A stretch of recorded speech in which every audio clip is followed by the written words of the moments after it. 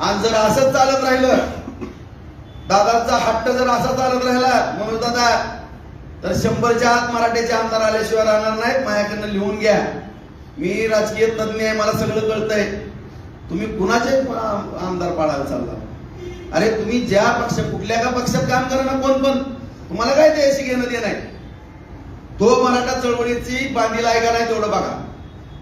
मी कुठल्या पण पक्षात, मी बहुजन विकास आघाडीमध्ये काम करेन, प्रकाशजी आंबेडकरांच्या, मी आठवले साहेबांच्या आरपीआय मध्ये काम करेन, मी भाजपमध्ये काम करेन, मी शिंदे साहेबांच्या शिवसेनेत काम करेन, दादाच्या राष्ट्रवादीत काम करेन, पवार साहेबांच्या करेन, उद्धव साहेबांच्या करेन, किंवा काँग्रेसमध्ये करेन. तुम्हाला काय करायचंय कुणाच्या पक्षात? अरे जी भाजपमध्ये पण 60 आमदार आहेत, सगळ्यालाच पाडणार आहेत का तुम्ही?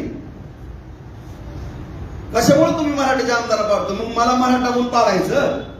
113 जण पाडतो. अरे मी पण आहे ना त्याच्यात, मी पण आता